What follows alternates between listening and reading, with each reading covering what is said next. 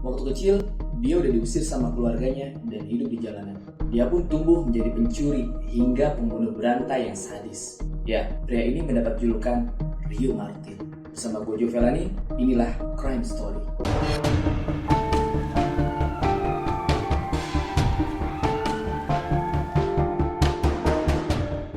Rio Alex Bulo, laki-laki kelahiran tahun 1978. Rio dan orang tuanya tinggal di Sleman, Yogyakarta. Dan dari umur 8 tahun, Rio udah dikenal sebagai anak yang badung banget. Orang tuanya sampai kewalahan sama tingkah dan kenakalannya dia. Dan akhirnya Rio diungsikan ke Jakarta, ke tempat kakaknya ini merantau di Jakarta. Harapannya apa? Ya supaya Rio bisa berubah. Dan Rio sempat dimasukin sekolah di daerah Jakarta Pusat, Pak.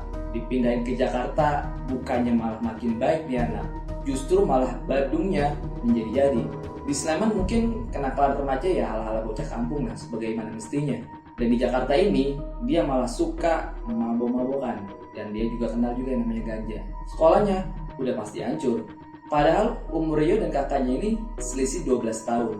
Kakaknya ini masih muda, Pak, dan mungkin open-minded banget lah sampai dia tuh tinggal di kota. Dan kakak ini juga gak tahan sama kenakalannya anak. Akhirnya Rio diusir sama kakaknya juga nih. Di Sleman dia diusir, di Jakarta sama kakaknya dia diusir. Orang tuanya di Sleman tuh udah gak ngakuin dia sebagai anak, Pak. Ini baru nih yang namanya the real dicoret udah dari kakak. Rio pun hidup lontang-lantung, Pak, sebagai anak jalanan di kisaran daerah Pasar Senen, Jakarta. Orang-orang kelahiran tahun 80-an tahulah gimana kawasan Pasar Senen itu, kayak gimana sarangnya para preman nih, Pak, daerah Senen. Terang aja, di daerah Pasar Senen ini merupakan salah satu kawasan yang sibuk di Jakarta. Dan di sana ada stasiun kereta, terminal, pasar tradisional, sampai pasar modern. Rio ini sempat, Pak, diasuh sama pedagang sayur. Dan setiap hari Rio membantu nih pedagang sayur tersebut. Beranjak dewasa, dia tuh sempat kerja jadi supir taksi. Pernah juga dia kerja di percetakan. Kerjanya sih bagus, halal ya kan? Tapi pergaulan Rio yang sama preman-preman ini di kawasan Senen bikin dia malah tambah salah jalan, Pak. Di percetakan ini, Rio membuat surat-surat kendaraan palsu. Sampai di suatu hari, polisi ngegerebek percetakan tersebut nih, Pak. Dikisahkan Rio ini nggak dipenjara setelah penggerebekan itu. Gue nggak tahu kenapa, dia aman-aman aja. Mungkin yang dipenjara, ya pemilik percetakannya. Ya pasti Rio jadi pengangguran setelah itu. Memanfaatin jaringan pemalsu surat kendaraan bermotor, Rio langsung tuh mengupgrade skillnya. Dia jadi pencuri mobil yang mulung nih, Pak. Dan dia selalu berhasil ngegasak mobil nih, Pak, di sejumlah wilayah di Jakarta. Bahkan sehari ini dia bisa ngegasak sebanyak 3 mobil. Luar biasa. Seketika itu hidupnya makmur, Pak. Dan duitnya dia pakai buat apa? Yang gak jauh-jauh, buat foya-foya. Tapi dia berencana mau berkeluarga juga nih akhirnya. Dan akhirnya dia menikahi perempuan asal Jakarta. Ngomong sama mertuanya sih, dia ngaku sebagai penjual pakaian di daerah Pasar Senen. Bandelnya bocah tuh kayak apaan sih? Kalau bandelnya orang dewasa mah gak jauh-jauh, nyuri, narkoba. Tapi selebihnya ya sopan-sopan aja sama orang. Rio pun juga begitu sama mertuanya. Dia dikenal orang yang sopan. Beberapa tahun kemudian, Rio kena batunya nih, Pak. Bos pemilik dari mobil rental ini ngelaporin Rio karena Rio membawa lari mobil rentalnya. Kurang lebih 1 tahun dia ngedekam di penjara, Pak, akhirnya. Sekeluarnya dari lapas, dia malah gak kapok, Pak.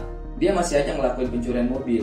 Tapi kali ini, dia ngelakuin aksinya di daerah lain, Pak. Karena di Jakarta ini namanya udah ketahuan nih kebaca sama polisi. Selama tahun 1997 sampai tahun 2000, Rio ngubah nih modus pencuriannya dengan menargetkan mobil rental. Dan dia selalu menyamar jadi tamu hotel. Minta dianterin lah ke suatu tempat pakai mobil rental. Di tengah perjalanan atau di suatu tempat, dia langsung ngebunuh pemilik dari sewaan mobil tersebut dengan cara menghantam kepalanya pakai martil. Ya, dia adalah Rio Martin.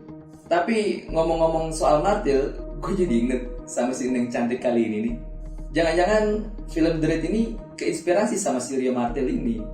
Aksi pertama Rio Martin ini dilakukan di Bandung nih, Pak.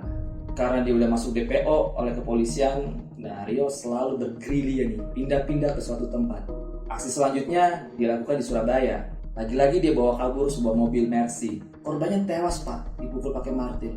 Aksi selanjutnya di Semarang. Kemudian dia pindah ke daerah Yogyakarta.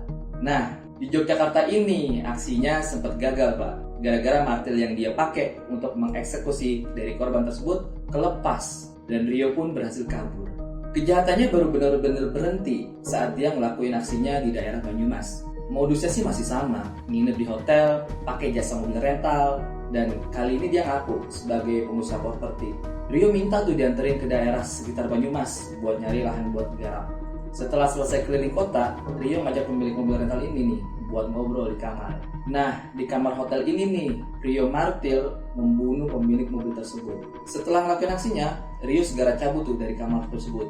Dan dia berhasil ngebawa kunci mobil, dompet, serta arloji dari korban. Pas lagi di lobi hotel, satpam ini ngelirik nih si Rio, melihat Rio pergi nggak sama pemilik mobil tersebut. Padahal dia masuk berdua sama pemilik mobil tersebut ke dalam kamar hotel. Kebetulan satpam ini kenal sama korban, karena korban ini sering tuh merentalin tamu hotel tersebut. Si satpam ini manggil si Rio, tapi Rio malah kabur tuh cepet-cepet ke parkiran tempat mobil korban diparkirin. Otomatis dong tuh tingkah Rio mengundang yang namanya kecurigaan, dan akhirnya terjadi tuh perkelahian antara satpam sama si Rio ini. Rio digubukin sama orang-orang yang ada di sekitar hotel, Pak. Habis lah tuh perjalanan Rio Martil. Setelah melihat TKP dan barang bukti Martil, polisi baru tahu tuh kalau Rio ini adalah DPO yang polisi cari dari 3 Polda sekaligus, yaitu Polda Jabar, Polda Jatim, dan juga Polda Yogyakarta. Otomatis itu Rio langsung dijeblosin ke penjara dan divonis hukuman mati. Saat itu umur Rio masih tergolong muda, 23 tahun, Pak. Akhir dari perjalanan Rio Martil ini emang udah selesai, tapi korbannya masih terus berlanjut. Seriusan nih, Pak, masih ada korban Rio lagi. Sejak Rio divonis hukuman mati dan permohonan gerasinya ditolak sama presiden yang menjabat pada saat itu, yaitu Ibu Megawati, Rio ngedekam di Lembaga Permasarakan Permisan di Pulau Nusa Kambangan bersama napi kelas berat lainnya. Dan di LP Permisan ini nih, Rio dekat sama orang yang bernama Iwan. Iwan ini napi kasus korupsi, Pak, 41 miliar yang divonis penjara 16 tahun. Karena ngerasa punya darah Sulawesi, kedua orang ini tuh cepet akrabnya, Pak. Bahkan Iwan menjadi guru ngajinya Rio nih selama nunggu waktu eksekusi tiba. Tapi Rio seakan lupa tuh sama pengakuan tebarnya. Pada tanggal 2 Mei tahun 2015, sekali lagi Rio ngelakuin pembunuhan. Kejadian pembunuhan itu terjadi ketika Rio dan Iwan ini lagi ngaji, Pak. Tiba-tiba hujan turun deras dan atap sel yang mereka huni ini bocor. Airnya netes Pak ke lantai. Iwan ngambil kain buat ngelat tetesan air hujan tersebut nih, Pak. Dan Rio duduk di atas kasur sambil merokok. Rokok yang dihisap sama Rio jatuh ke lantai waktu Iwan lagi ngepel, dan keduanya langsung gitu cekcok mulut. Rio nih mengaku pada saat mereka cekcok mulut, si Iwan tuh ngucapin kalimat yang membuat Rio itu tersinggung dan sakit hati. Iwan bilang kalau Rio tuh cuma hebat di luar aja, tapi nggak punya nyali di dalam, di penjara maksudnya. Rio ngerasa tuh kalau dirinya dia tuh dihina, dan sekali lagi naluri ngebunuhnya ini langsung muncul secara tiba-tiba. Tapi kali ini Rio nggak pakai senjata andalannya, Pak, yaitu martil. Rio memukul lawannya sampai jatuh ke lantai, dan dia ngambil kain sarung sambil membekap kepalanya Iwan.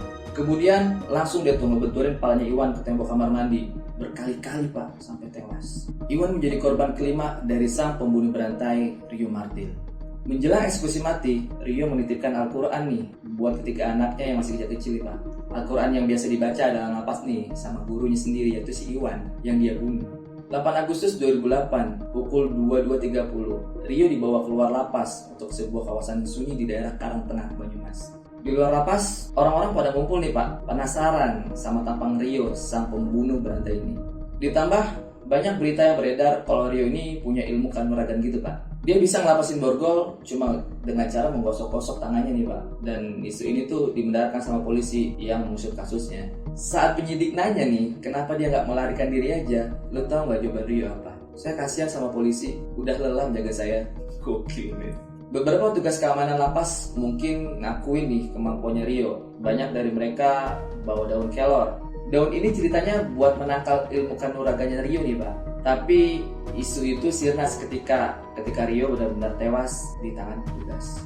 Jasad Rio pun sempat dapat penolakan dari warga TPU di daerah Purwokerto dan akhirnya dialihin ke TPU Banyumas. Di TPU ini ada blok khusus buat pemakaman orang yang identitasnya tidak dikenal. Inilah akhir dari kisah Rio Martil. Dibuang orang tua, diusir sama kakak kandungnya sendiri, yang akhirnya dia salah jalan sampai dia di penjara, membunuh dan membunuh, hingga akhirnya dia dieksekusi mati di usia 30 tahun. Semoga kita yang tahu kisahnya ini bisa ngambil pelajaran yang berharga dari kisah ini.